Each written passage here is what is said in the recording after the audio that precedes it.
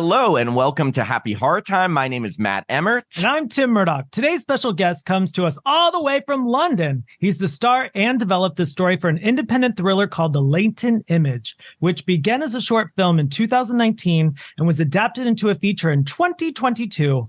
He plays Ben, a writer looking for a story to tell on his old school typewriter while hanging out in a secluded cabin in the woods. What could go wrong? And along comes a mysterious stranger who turns his world upside down. In addition, he's a huge horror movie fan, which makes him right here at home on Happy Horror Time. Please welcome to the podcast, Joshua Tonks. Hello, everyone. I almost thought you were going to say he's a huge horror fan. Are you a fan of horrors, Josh? Oh, yes, absolutely. By the way, do you go by Joshua the full, or are you Josh your nickname, or is it both? People call me Josh. Yeah. Oh, Josh so it's fine. Josh. Oh, okay. Josh is fine. Great. So I don't have to say Joshua every time. Well, so anyway, Josh, thank you for being on the podcast. We're very excited to have you.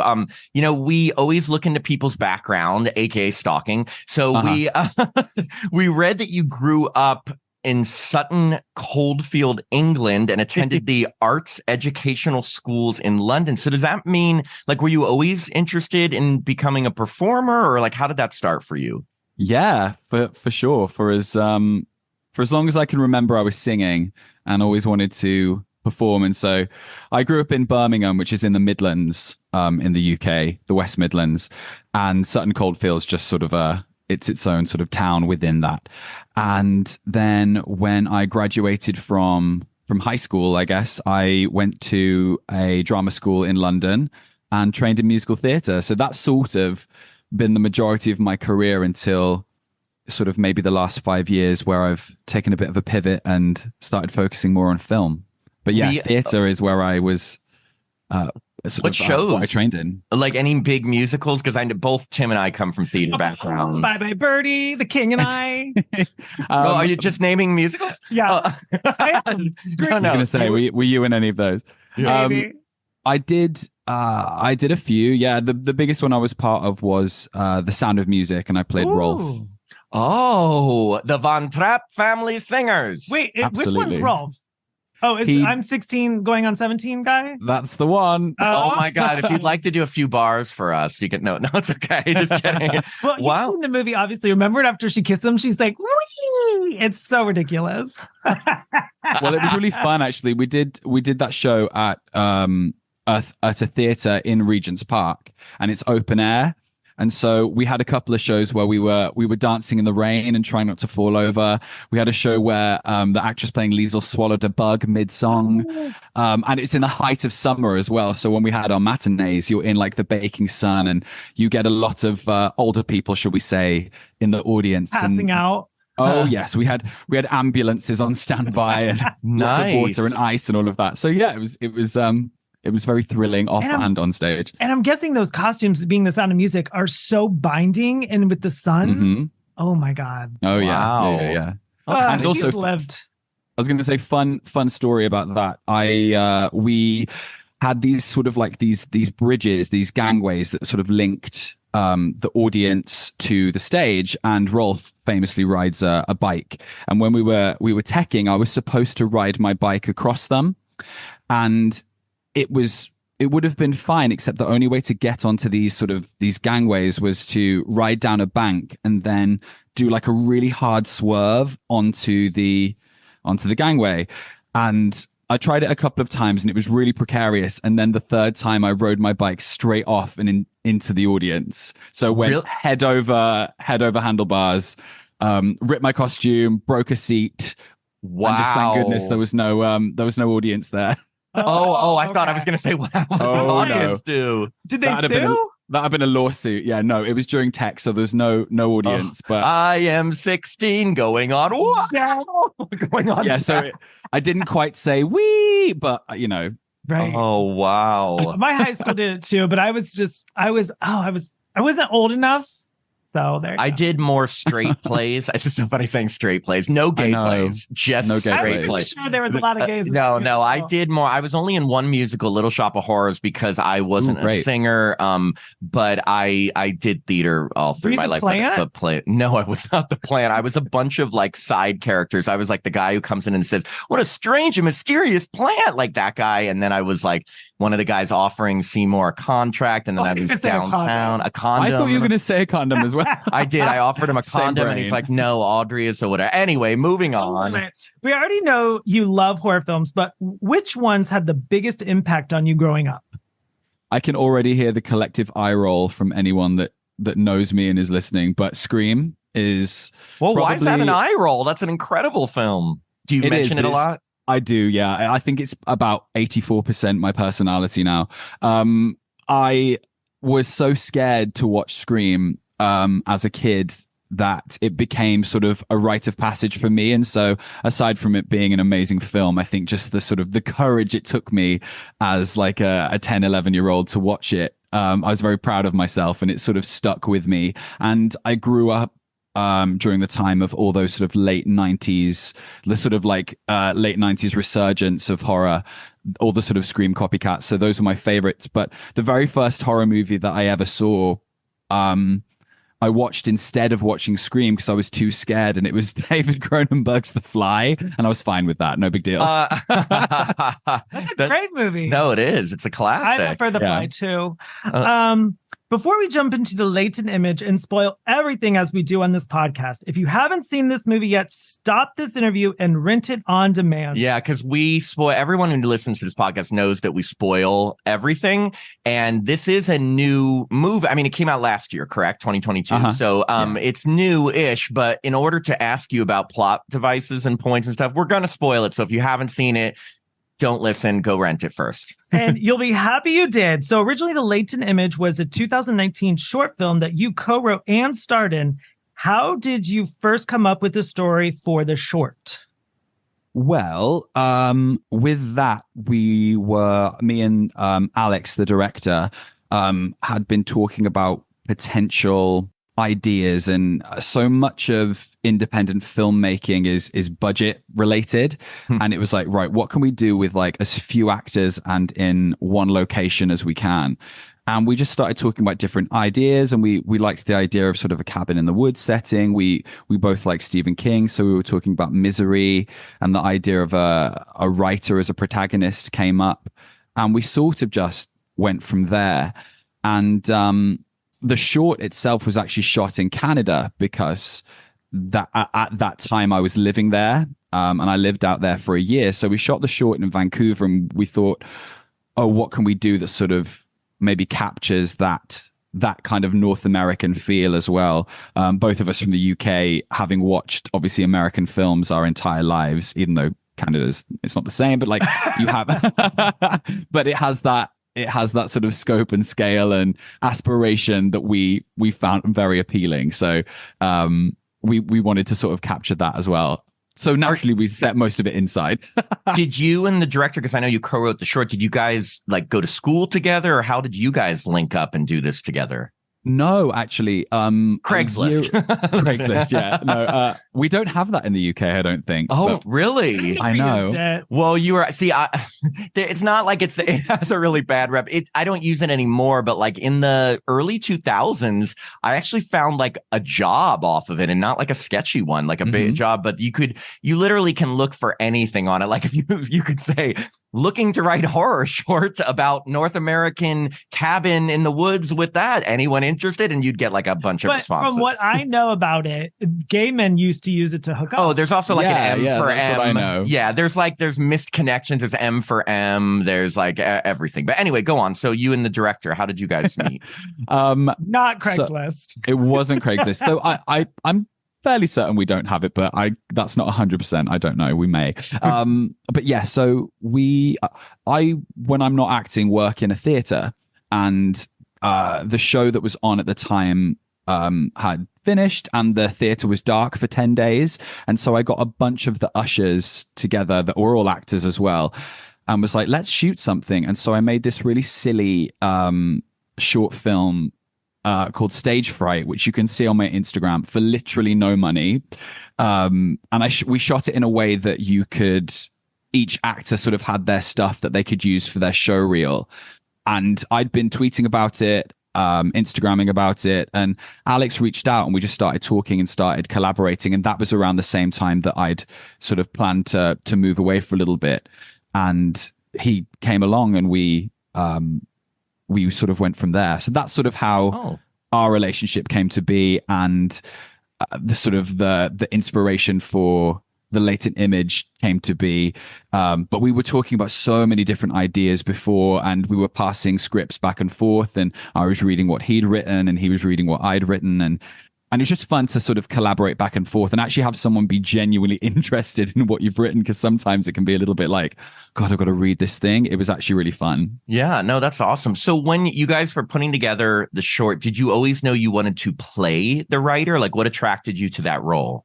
Oh yeah, absolutely. I think as an actor, first and foremost, my intention with writing was always to do stuff that I could potentially play as well. So and it was the same with Alex as well. It was like, well, let's write stuff that he could realistically direct, which is why we collaborated on the writing. So yeah, for sure.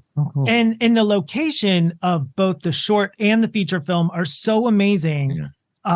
Where were they? I mean, we know the short was in Canada, which makes sense, but where did you film the feature? Because the cabins you found were really great. Like when you talk about a secluded cabin in the woods, like you captured those. Yeah. Yeah. So Craigslist. Sorry. Craigslist. We shot the feature in Penrith, which is in Cumbria, which is in the north of England. And it's this amazing private estate which has its own sort of like grounds and this river that sort of passes through it. And because COVID was still an issue at the time of shooting, we had to delay. And the initial intention was to shoot in Canada, but that fell through eventually. And so Alex found this incredible place where there was this cottage that would house 10 people, and then sort of a 2-minute walk through the woods was this sort of cabin, and we basically rented that entire space for like just over 2 weeks. Wow. So it was great. The crew and the cast all got to stay together, so it felt like camp. It was a really lovely experience. That's awesome. So, okay, so you do the short in 2019, and then did you take it around to film festivals, or can you kind of take us through how it evolved from a short in 2019 to a feature film 3 years later? Yeah, it was tricky because, we shot in 2018. It was released on Deku in 2019, but we struggled with festivals. And for a multitude of reasons. I think the length, it was 21 minutes, if I remember correctly, which is a little bit too long for a short film for festivals, because obviously when they're programming things, they want to get in as many as they can. And so the length of it, I think, was a little bit of an issue. And then I think as well, because it's a queer story, but also a horror, though not true horror, it sort of leans more into sort of thriller territory. I think it struggled to find its place, whether it be in, queer festivals where when it's a gay story, there's a very specific type of story that they want to see. Abs. That's kind of what we're into, not to generalize. And then with the horror stuff, it wasn't pure horror. And so I think there was a little bit of a struggle there. And then COVID happened. And I think it was, and I never particularly saw the Latent Image as a feature film. And it really was Alex that came in with the idea for the feature. And then when he presented me the script, what I loved about it was sort of, there's a scene right in the middle that actually wasn't in the short at all, and I was like, oh, that's it. Like, we could make a short film just out of that one scene. It's such a good idea, and that's what made me go, ooh, this could work. What was the biggest challenge in adapting it from a short to a feature?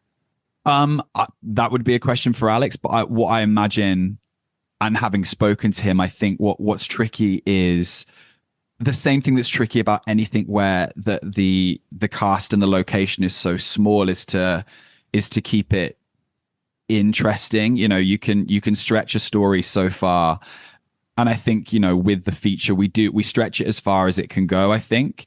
And there's like a particular motif that we come back to within, not to spoil anything just yet, but there's a particular motif. We'll be spoiling it. Yeah, fine. Yeah. Okay. So there's lots of sort of fantasies and dream sequences and almost fake outs that I think become sort of integral to the film. And I know that is very polarizing because it can feel like a little bit of a cheat, but we did our very best to do it so much that actually it becomes part of of Ben's character and the way he sort of views the world from start to finish. So we kind of set that up, which is what allows us to get inside his head and not have a character that's constantly just like talking to himself because he has no one else to talk to, kind of thing. Yeah. So, okay, now we'll focus on just the feature film so things don't get too confusing for people who may not have seen it. So your character, Ben, is working on a novel in a cabin, and when this man, the man called, shows up on his doorstep, or actually shows up inside his place. And I think our biggest question watching it at the very beginning was, why would Ben let a complete stranger with him in the middle of, from the middle of nowhere into his place? Had he never seen a horror movie? It's funny, and I think yes, absolutely, it's so the opposite of something I would do, and I think it's a combo of two things. When we were coming up with the character and talking about the story, it was around the time that the sort of 2018 Halloween had just come out, and in one of my favorites. Well, oh no, do you not like it? Did you not like it? Well, so we don't have to bring in Halloween Kills or Ends, but 2018. So what you'll know about, I think you probably know that Tim is a huge Friday the 13th fan. My series is Halloween, and the original Halloween is my favorite movie of all time, 1978 Halloween. Love it beyond belief. And I really liked the 2018 Halloween, but we don't need to get into that because we could probably talk forever. Generational trauma, family trauma. Sorry. Halloween, the original is one of my favorites as well. 2018, less so. I have sequels that I prefer, but one of the things that we spoke about in that is the concept of the final girl and how it's evolved from its sort of iteration in the 70s, and how we have so many sort of Sarah Connor superhero type of characters. And we thought it'd be interesting to have a character that actually is the opposite of that, despite working within sort of this mystery thriller genre that he's writing. When push comes to shove, when he's actually put into a real situation, he's not very good at it. And because he works so much within a fictional space, a lot of the choices he makes are somewhat ridiculous because that's where his brain's at a little bit.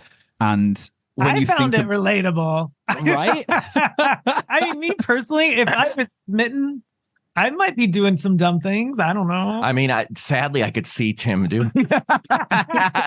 Hey, you're kind of hot. You want to come inside? Yeah. No pun intended. And that leads into sort of the second point, which is, this is a queer story. And if you think about gay men particularly, how often do we put ourselves, through apps, through Grindr, whatever, into precarious, dangerous situations for sex, for a thrill? How many sort of young queers find themselves obsessing over the straight guy because they never sort of learn to sort of put them in a different category where it's like, well, that's never going to happen. So don't string yourself along into a situation where you could get emotionally hurt. And with Ben's character, he's not as comfortable with his sexuality as maybe his partner is in the story. And so you sort of see him making those mistakes too. And then there's the writing element, which is, it's inspiring his work. So wants to keep this person around, even though he's quite clearly dangerous, because he's so desperate to get this work finished.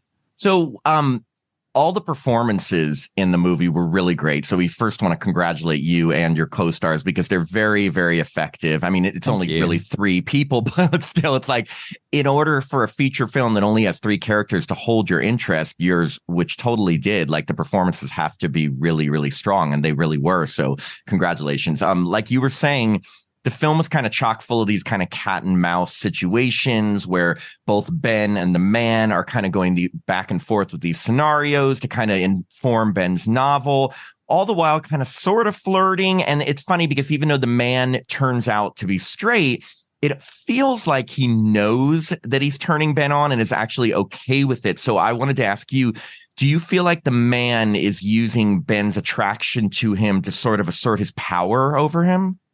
I think, well, I mean, so much of the film is open to interpretation, and I think that's sort of the beauty of it. You know, there are people I've spoken to that think the man isn't even there at all. And I did think that. You know, there's elements of that to it, I think. But if we go back to, and I know if you were to speak to Alex as well, something we went back to at the very beginning was like, okay, but let's write it in a way where this is as real as possible. And so I think that this man is very skilled and very adept at manipulation, and you know, and it's, you know, he's read his work. You know, he spent the night having a look through his novel and what's sort of going on in this person's head. And I think, yeah, he's very skilled at manipulating for sure. I didn't even think about, I mean, I know the movie is filled with so many daydream scenes, but I didn't even think about the possibility of the man completely being in his imagination. Oh, but really? that takes a totally new element that it could have just been all his story. Or the movie is that there's so many things going on that you're like, is this real? Is this not real? Is this just in Ben's mind? Is it not in Ben's mind? I don't even know if we're talking to you right now. Like this interview may not be. I don't think this interview's happening. Who knows? And then Ben's bubble is burst when the man suddenly says, and I hate saying this word because I'm having flashbacks to 7th and 8th grade, but he says, "I'm not a faggot." And so Tim, cut it out. I said it. But that was the turning point for Ben, I'm assuming, when it finally hits him that the man is bad news. Yeah, it feels like it is that. Do you feel like that's when he finally snaps out of like the little spell that he's under, when he finally hears that? Flashbacks to 7th and 8th grade. Yeah, I did. I think probably. Yeah, absolutely.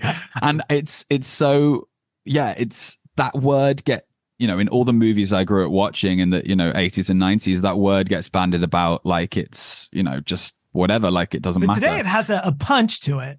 It does, absolutely. And I think that was important, that at that moment, that is the turning point for him.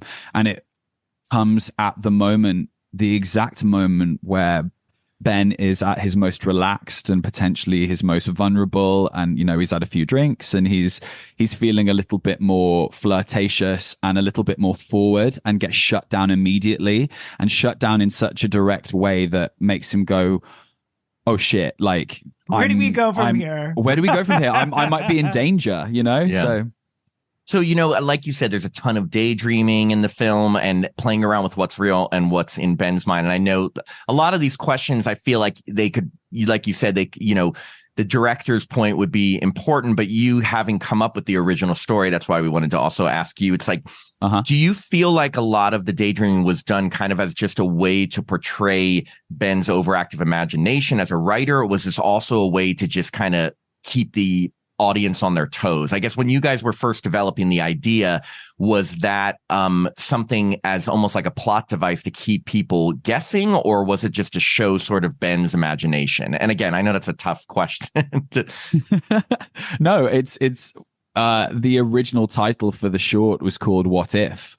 And but that's why the manuscript is titled that in the short. What if? Yes, correct? Yeah. Okay. And we wanted to show sort of those what if scenarios, like what if you were in your own slasher movie? What if you were put in this scary situation? What would you do? How would you? And because he's a writer and he's having to come up with all those scenarios himself, he's thinking about them.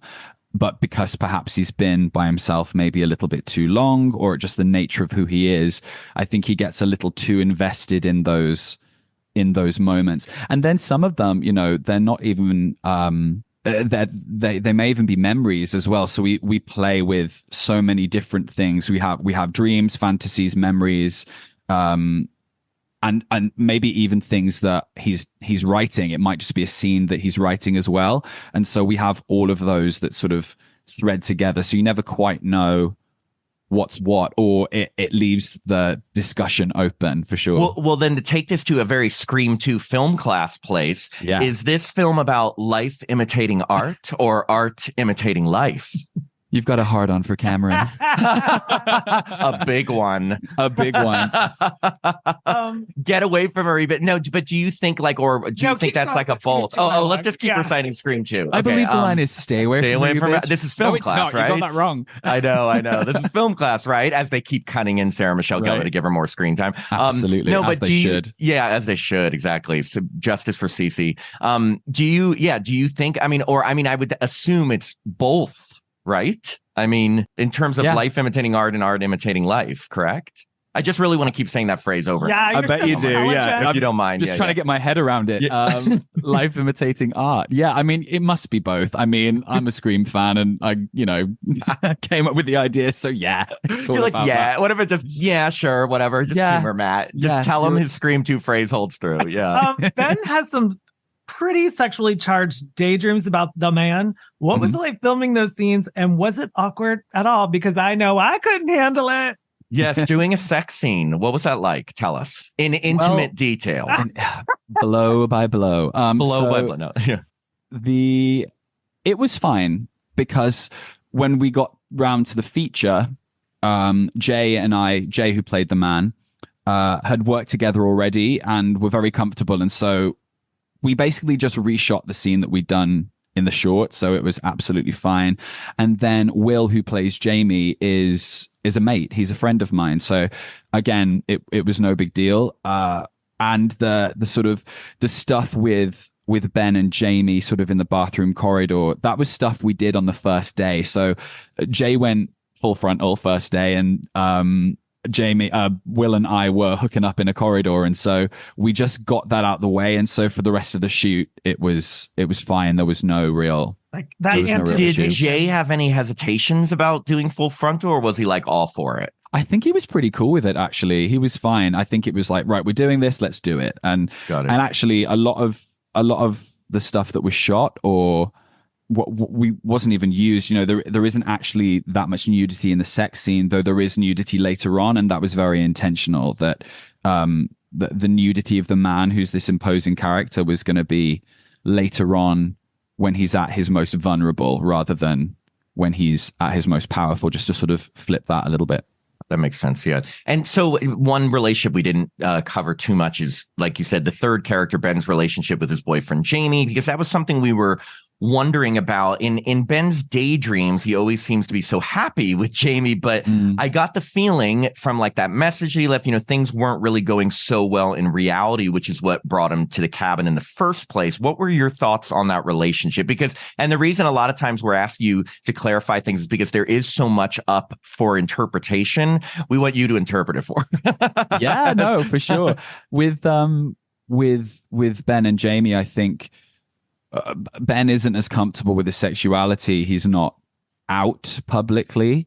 And it's interesting that what we see in the film with Jamie is all in his head. Like, I don't think we ever actually see Jamie, dun dun dun, spoilers, but alive. Like we don't ever see Jamie alive, It's all being retold or recounted. So even that, are we even sure that what he's seeing is true? Because it's interesting that Ben is seemingly so happy with this person and yet also so willing to kind of effectively cheat or hook up with someone else. Yeah, like, it's never established if their relationship is open or not. But I think it's, Jamie probably wants more from Ben, and Ben just isn't quite ready to deliver that, which is why I think he's taken himself away, not only to finish this novel, but to process his feelings regarding this relationship.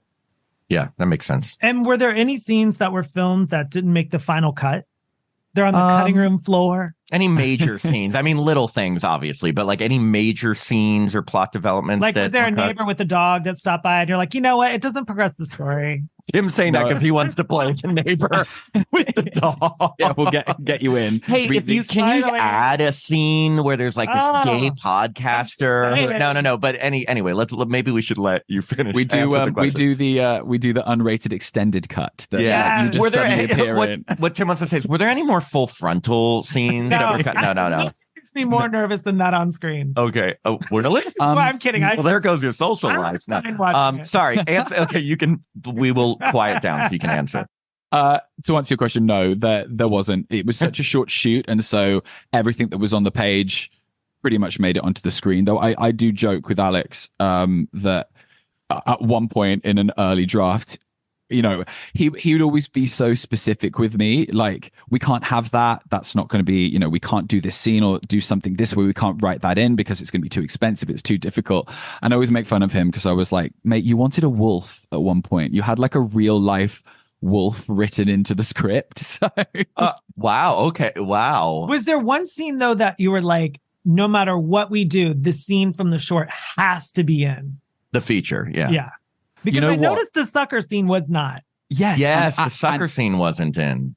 And just to tell if you haven't seen it, I know you have, but you in case Josh, you haven't seen it. There's a scene where Josh / Ben is sucking a sucker, and the man comes over, takes the sucker out of his mouth, puts it in his mouth, and then hands it back to Ben. Yeah, very erotic. That's interesting. You bring that up, actually. So, flashing back to when we were doing the short, one of the things that I wanted. He was called Robert in that version. So Robert, the writer, his vices.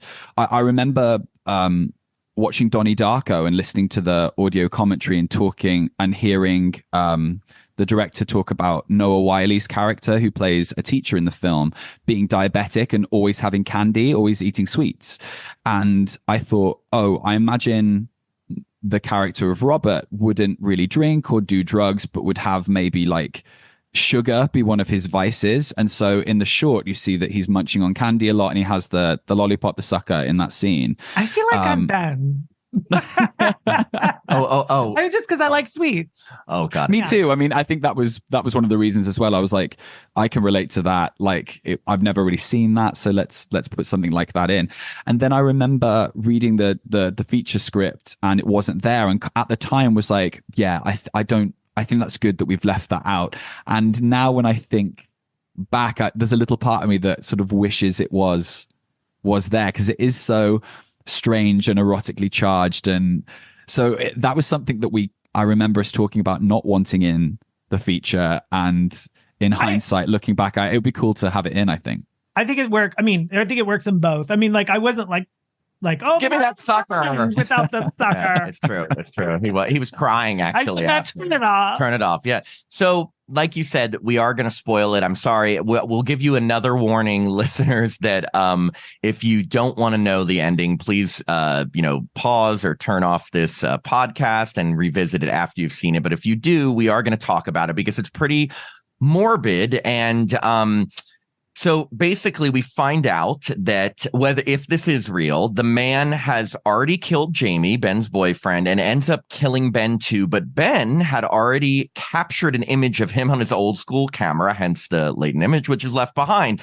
AKA the bitch is going to get caught eventually. But I will say because there's so many daydreaming scenes involving Jamie not being dead, and then like the scene with Ben coming back to get the man that's in his imagination, we were wondering, is there a chance that maybe they weren't actually dead? What is your take? Like, are Jamie and Ben both dead, or is that up to interpretation in terms of whether any of that happened? Was it a happy ending? Yeah, like, what do you feel was real?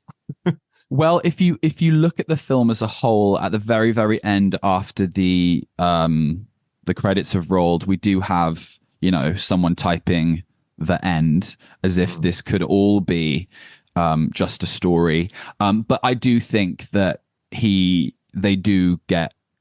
both killed, yeah, and that it's ultimately a tragedy and a cautionary tale, and the only thing being sort of that, that unprocessed image on the camera being sort of like the one clue.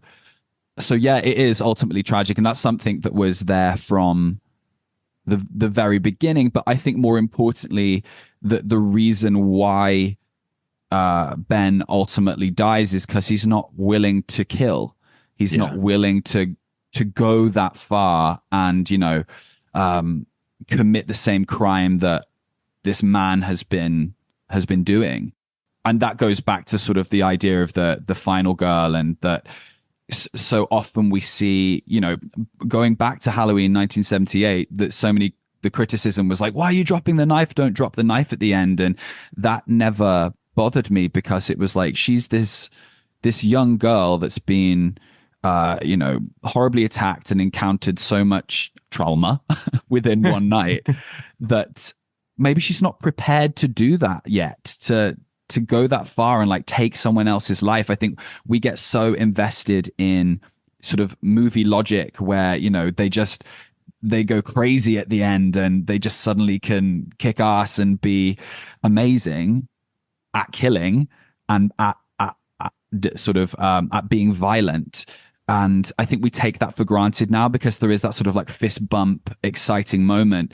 And we just wanted to flip that on its head. Like, what if the person that works within this genre, that knows exactly the tropes and all of those things, actually isn't willing to do what the characters he writes would do? I think that's really interesting. I've never really thought about it like that, because you're totally right. I mean, there are horror movies where they surprise us and these quote unquote final girl or final whoever it is ends up getting killed, and the killer, we've seen that.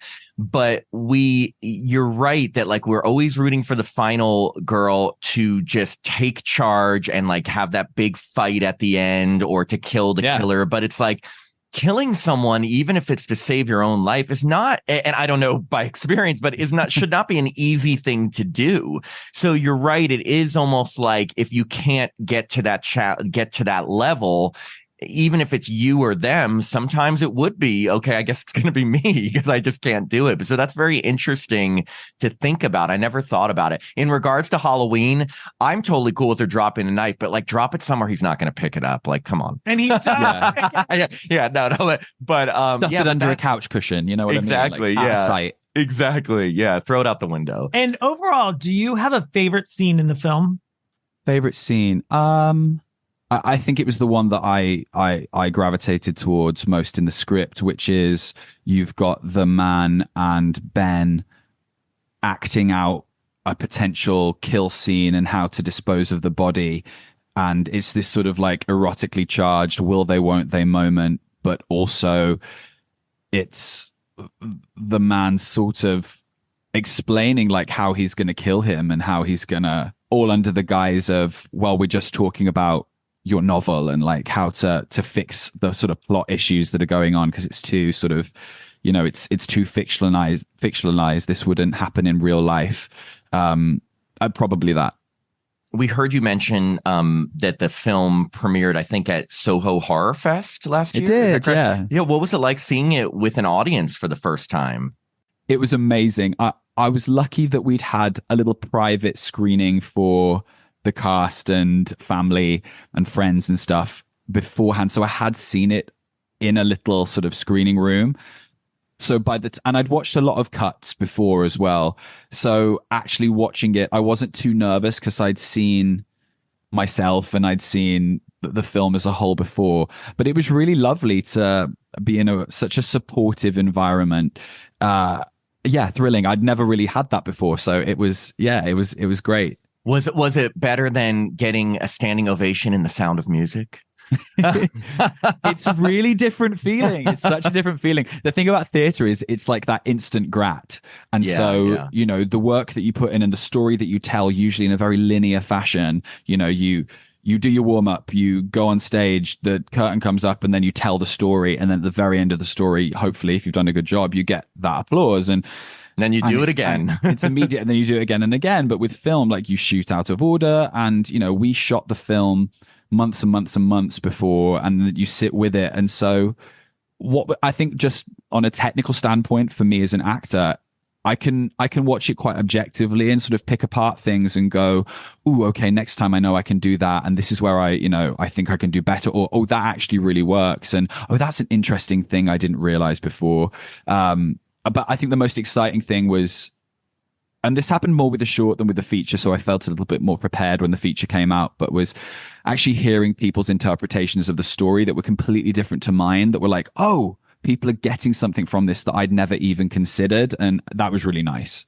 Oh, that's awesome. And could there ever be a sequel Like maybe just following the man's character, or I mean, I guess it would really, you wouldn't want to have Ben alive and say it was just a story. Well, because then it's like you're saying everything that happened in the first movie didn't happen. But have you guys ever talked about the possibility of a sequel? Latent Image 2, more images. I think,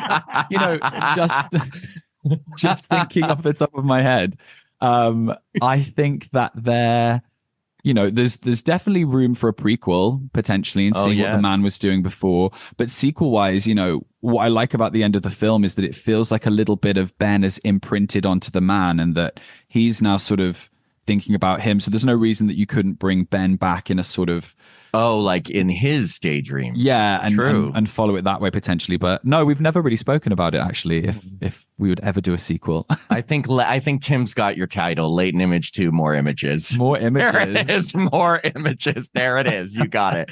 Okay, so on like a lighter note, since you're a big horror lover like us, we kind of wanted to wrap things up by playing a little game with you where we're just going to give you 2 titles of horror films that we love, and you have to tell us which one you like better and why. Okay. Oh yeah. Okay, great. Yes. Just for shits and giggles. Okay, so we're gonna start with either Prom Night, as in the original 1980 Prom Night, or Hello, Mary Lou, Prom Night 2. Hello, Mary Lou, Prom Night 2. Wow. Okay. What is in reason? I think that it's just a little bit more interesting. I think it's funnier. I think it's visually more interesting. If I'm honest, I find the original Prom Night just a little bit boring. Don't say that to Matt. Did little I'm what? sorry. Wait, what? You find a little it bit, a little bit boring. Over him. I couldn't say. Oh. See, okay. Well, we're gonna have words. Just kidding. No. I love the original Prom Night because I think I am more of like a slow burn, suspenseful, like slowly build it up, and I just feel like it's one of those like almost Halloween like slow burn thrillers kind of thing. Hello, Mary Lou. I love it. It's totally campy and ridiculous and over the top, but like I love those ones where the probably ones that a lot of people do find slow and boring. Like those I think are ones. But I think you, Tim, you like part 2 better. I do, because it's not who you come with, it's who you go home with. They say that in the first one too, though, so you can't use that. Anyway. See you later. I like alligator. I like part 3. Oh, The Last Kiss. Yeah. We interviewed Lisa I always forget how to pronounce it. Schrag, I think it is. She played Mary Lou in part 2, and it was a really fun interview. So if you love that movie, check that out as I use it as a plug for us. Wow. Okay, Tim, next one. Okay. The Amityville Horror or Amityville 2, The Possession. I haven't seen either of them. What? Get Out. No. By Jordan Peele. No. Very good. Really? Oh, the original. I prefer part 2. He prefers part 2. I like the original better, with Margot Kidder and James Brolin. Oh, you got to see both. You know both. Which ones I've seen? I've seen It's About Time, and I've seen The Evil Escapes with the lamp. With Sam Pancake. Oh my God. I just covered those that one. are Yeah. random ones to see. I know. Wow. I know. And the remake. Okay, in now holiday horror, either the original Black Christmas 1974 or Silent Night, Deadly Night. Black Christmas. Thank God you Hands said that. down. Jesus, Hands Josh. down. Okay, Black Christmas wouldn't that is like be slow? My second favorite horror movie. It's one of my favorites too. See, we're starting to be a little more alike. It's okay. No, Black Christmas is one of my favorite horror movies of all time, and a lot of people do find it slow, but it is so. We just like watch. It is so good and. It's just such a creepy movie that from the beginning, it just gives you the chills. Yeah. It's perfect. It's a perfect horror movie. And I never said I didn't like slow. I just said I didn't really love Prom Night as much. How dare you? Do you hear that, Jamie Lee Curtis? She's one of our biggest listeners. Yeah. Terror Train, on the other hand. Look, we love Terror Train. And visit the remake on Tubi. Do you guys get Tubi in the UK, the app? We don't get Tubi, though. I did go on Michael Varati's Midnight Mass Patreon, and we chatted about both those remakes. The first one we liked. The second one was a stretch. A bit, I'm getting the feeling you didn't like either. They were actually no, they were better than I thought they were going to be. They were fine. Yeah, fine. No. Okay, Tim. Okay, The House on Sorority Row or The Initiation. Oh, The House on Sorority Row. That's my pick. Genuinely good. That's one I would love to kind of. I know we've had Sorority Row in the 2000s, but that's one I'd love to see sort of redone, but in like a similar style. I love that one. I think that's great. Me too. We talked with why am I blanking on her name? Kate, what is McNeil? McNeil? Yeah, Kate McNeil. She's the final girl in House on Sorority Row, and we loved it. And she, it's tough because it was so early in her career. Like I think they got paid $50 a night. I think she had a hard time remembering like details, and we're so detail oriented because we're such crazy fans. But like you said, it's like a lot of these stars, they're doing these movies. It's just a blip in their career, and we're like, okay, in scene 4, when you're, I know. These movies are pushing 30, 40 years old. Yeah. Okay, here's a big one, and we'll see what type of person you are. By this answer, Scream or Scream 2? Scream. Okay, that's fair. That's fair. So Scream 2 is my favorite. It's very close, followed by Scream. And most people would agree with you, I think. But just Scream 2 has everything I want, from the chase scenes to the killer reveal to just everything. I mean, Scream is incredible, but like lately I've just developed this like incredible love for Scream 2. I prefer Scream 3. I know Tim's such a Scream 3 person. Do you? Interesting. Well, it's so funny. Scream 2 for me at the time, always loved, like Scream 2 were always my top 2. And it was reviewed better than the first one, and so many people are so vocal about how much they love Scream 2, and I didn't quite get it, and as time's gone on I really do, and it's almost there with the first one, and I think they both work as almost like this perfect duology. Like if there weren't any more sequels, what I love about Scream 2 is actually what Wes Craven's doing. It's like this, it literally is this sort of like warped reflection of the original. Like everything's bigger and campier, as if, you know, we speak about art imitating life, etc. Like it's almost doing that, and I actually think it's smarter than people give it a lot of credit for. You know, it's so twisted, and the fact that it starts on a stage, ends on a stage. It's got a massive theatrical piece in the middle. We've got even Jerry O'Connell singing that song. It's so theatrical, and I think it's absolutely fantastic. But with the original, I think just because of my personal attachment and what it's done for the horror genre, that's got to be my number one. It's my favorite film of all time. I mean, no, that makes sense. I mean, it really was a recent development. I always was Scream 1 followed by Scream 2, and then something about after doing this podcast and revisiting them over and over, I just realized, wow, I almost think I was afraid. Like I was repressing my love for Scream 2, right? Like, and finally I was like, I actually think I like this better than the original. And you know me. And Tim is just Scream 3 because that's the type of person Tim is. Scream 3's gone up. Scream 3's gone up for me. I think for so long it was my least favorite, and now I think actually it's in my top 3. Oh wow! Gail Weathers would find a way. I can relate to Hollywood, you know. So, yeah. Oh, you can. Yeah. Walking by. Yeah. By. Buffy the Vampire Slayer, the TV series, or Buffy the Vampire Slayer, 1992, starring Kirsty Swanson? The TV series, yeah. So I feel like I don't even need to ask you because that's such an obvious answer. But like, no, my boyfriend actually turned me on to Buffy. That sounds really bizarre. Maybe I should have chose different words. Ooh, Buffy. Yeah. Oh God, we just sit and watch her together. No, but I had only seen the movie up until the pandemic, and then together we watched the entire series. And I remember, even as a horror lover, totally discounting it when I was younger, and then watching it. It's brilliant. I love it. Oh, it's outside of Scream, Buffy the TV series is another. I can hear the eye rolls. There they are. It's my favorite thing. You know, the Scooby Gang in the Buffy show were, they were my friends when I sometimes felt like I didn't have some at school. It's informed so much of what I love about television. It's what I want. It's the type of stuff I would like to create as an artist. To be in a show like that would be amazing. Sarah Michelle Gellar is everything. Buffy's one of I think the best televised characters ever made. But wow. I do love the film as well. I love the film. I think it's really cute, really fun. I love the aesthetic of it. I love that period of the 90s. So yeah, I think that's a lot of fun as well. Okay. A Nightmare on Elm Street 2, Freddy's Revenge, or A Nightmare on Elm Street 3, Dream Warriors? Dream Warriors. Yeah, I picked Dream Warriors too. Tim? Yeah. This is such a lame answer, but I love them both. I know, but if you had to, gun to your head, pick your favorite. I mean, obviously, done. You're dead. Too late. Sorry. Bye. It's such a superior film, but I think I like the gay aspect. Blah blah. And that's the thing. Who cares? You can recognize a film maybe like theatrically or like film better, but like if you just like it better, it's okay. It's okay, Tim. It's okay, Thank Tim. you. Let your freak flag fly. That's right. Freak what? flag fly.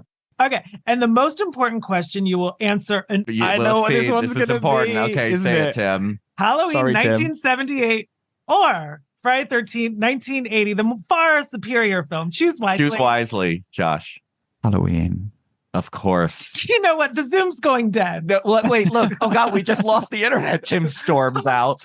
It sounds like you like real quality, incredible horror. No, we make this joke all the time on the podcast, but we also both love each other's favorite. Like I watch Friday the 13th, the first one, over and over, like with Tim, and I make him watch Halloween all the time with me. But what is your reason? I mean, I know why, but Well, I mean, I watched Halloween as a result of Scream, and the two franchises and those two films in particular sort of so intrinsically linked. I think Halloween is it's the ultimate comfort horror for me now, but it's also just this masterclass of direction and tension. And I do love a small, intimate, slow burn horror that's sort of, I don't know, that takes its time and makes a meal out of things that are so small, whether it be like the creak of a door or something coming out of the shadows. I love all of that. And you know, that's probably why Friday the 13th, it took me a lot longer to watch. I think I was probably a bit of a snobby teen and was a little bit judgmental of them. And I didn't like Friday the 13th when I first watched it, but now I do see more of Halloween in it. And I think it's actually, considering the reputation the franchise has and its influence on slashers, I think the influence it has comes more from its sequels than it does from the original. And I think the original is actually this, again, quite slow, almost quaint by comparison to some of the later sequels that we get. The sequels horror are movie. Fast and Furious. And, Slaughterfests are the sequels, but the original really was. I mean, you building tension. I mean, Sean. I like it Fast and Furious. Fast and Furious. No, but I mean, Sean Cunningham. Obviously, we talk about this all the time. Said he wanted to rip off Halloween, so it's like it's not crazy that the original, the one he was most involved in, was a little bit more of that type of feel than just like kill, kill, kill, kill, kill, kill. Stop it! I'm Cece in Scream 2 again. So good. Who's she talking to? Someone totally famous. Selma Blair. Yeah. Selma Blair, yeah. I don't know anything about Scream 2. Nothing. Go. No. Nothing. Tell me anything. Ask me anything. I feel like I can't. I'm still sorry. My brain's not working properly because you said Fast and Furious. I'm like now trying to think of like Friday 13th. I'm trying to find a pun, but I can't, and I'm really stressed about it. You're really stressed. Just stick with Latent Image, 2 more images. There you go. Okay, we have one final question for you, and we ask this to everyone we interview, and it kind of puts you on the spot, but in a good way. What is one thing that you can tell us about your experience working on the Latent Image that you've never told any other interviewer, publication, podcaster? I know you said you've done a lot of podcasts, so we're going to listen to every single one and check that you never told anyone this. No, but it can be really juicy, gossipy. It can be really tiny and dumb. Anything, as long as you've never told it in any other interview about your experience working on the film. The hot tub was lit. Oh, like when you weren't filming. When we weren't filming. Okay. The hot tub in the most freezing cold January temperatures, to like dive into that at the end of a long day. Chef's kiss, the best. Oh, wait, I don't think I've told anyone about like off camera, like when we weren't shooting, that there were 2 hot tubs, one outside the cabin. So this rustic cabin in the woods looks like it's this like sort of fairly, isolated place, and just off camera there's a hot tub. That's what I did. When you first said that, I was like, did I miss something? I don't remember a hot tub in the film. Oh, okay. So there was a hot tub at this cabin. Yeah. So you guys were just like relaxing, hanging out between scenes. Oh, it was the best. It was the best. Nice. Were there drinks involved? Or you guys had? Yes. Wow. Yeah. Well, but I'm sure also, like you said, the crew is probably small. So like, everyone could fit in the tub. Everyone could fit in the hot tub.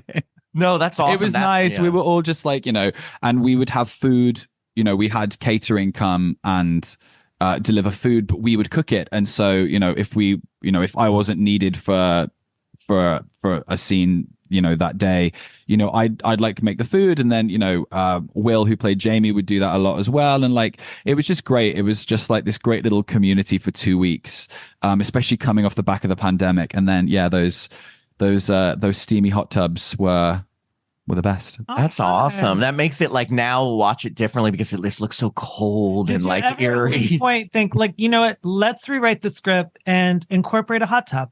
So you're like, maybe my character can just be in it the whole time. Yeah, I think my typewriter will be in the hot tub.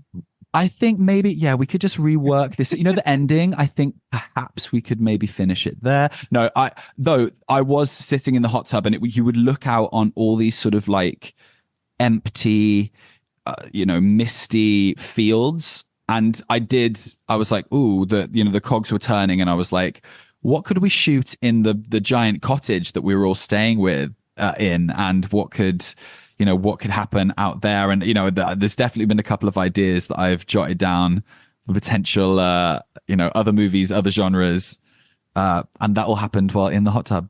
Right. Oh. Denise Richards, Valentine. Whoop whoop. Oh my God, what a moment.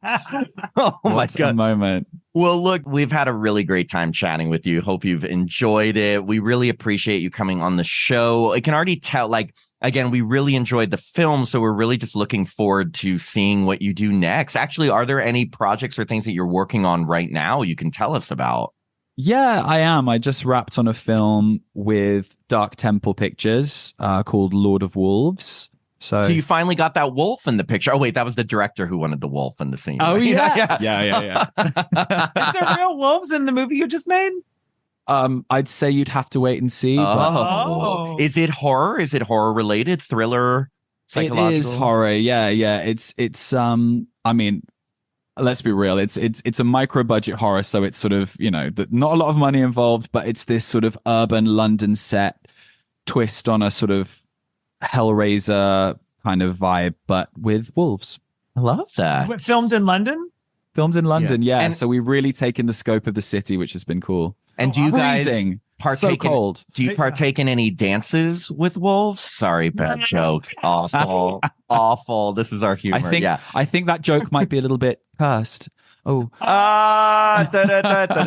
Well, you're gonna need a silver bullet to I don't even know. Okay. Well, no, great. And then also, I guess where can people is the Latent Image available? Sorry, it is available for streaming, but where can people go to rent it? So who are listening, where can people go, and where can people follow you? Like, what are your screen names so people can stalk you and make you feel uncomfortable? Go on. For sure. Yeah. You can find me on Twitter. I'm not going to call it X, because what on earth were we thinking? Right. I know. It looks like a porn site. What's the vibe? I know. I turned on my phone one day and there's this X, and I was like, what did I download? Yeah, exactly. So you can find me on Twitter, Instagram, Letterboxd, Blue Sky if you have it. It's just my name, at Joshua Tonks. I'm on plenty of podcasts. So, you can find me on The Evolution of Horror. You can find me on Brain Rot. And then the Latent Image, I think it's available on Prime, Amazon Prime, so you can rent it there. There's a DVD available as well that you can get. So if you're feeling very 2007 retro, you absolutely can purchase the DVD. Physical media. Absolutely, we love it, which doesn't happen with these types of films. So it's really cool to sort of see the poster and all of that. And then we're also on Deku as well. So if you have a Deku subscription, I think folks in the States can get it there too. So I don't know. One thing I'm really fascinated about is your film got to play at the Prince Charles Theatre in London, and it did. Yes, I think that's so cool. It was amazing. I mean, that was really special, actually. You spoke about the Soho Horror Fest.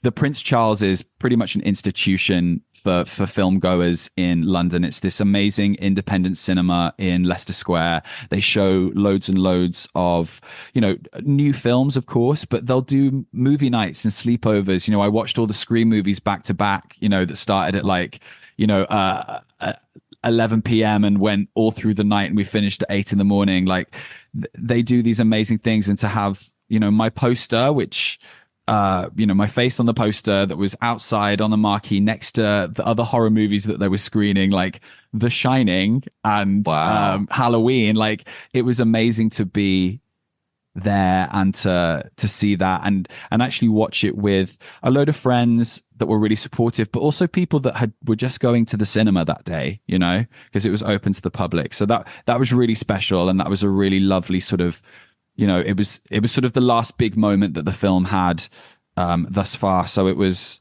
a really wonderful way to wrap up the whole experience. So yeah, that was amazing. That's great. Well, congratulations. And like we said, we love to stay in touch with people that we interview and see what else is coming from them. So we'd love to stay in touch and follow your career and see what comes next. Well, thank you so much. Again, thank you for being on the show. We wish you nothing but the best. And we will be in touch. Okay. Yeah. Love you guys. Thank you so much. And I'll speak to you guys soon. Okay. Thanks. Take care. Thank you. Bye. Okay. Bye.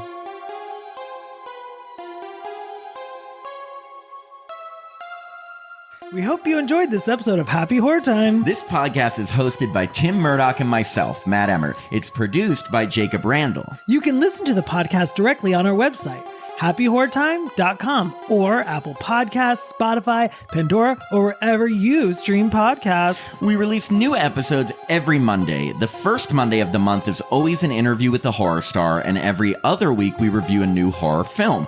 Now, our reviews do contain spoilers, but you can check out our Facebook, Instagram, and Twitter/X social pages the Friday before release day to find out the movie we'll be discussing. If you'd like to contact us, you can send an email to happyhorrortime@gmail.com. And if you'd like to support the podcast, please sign up to be a patron at www.patreon.com/happyhorrortime.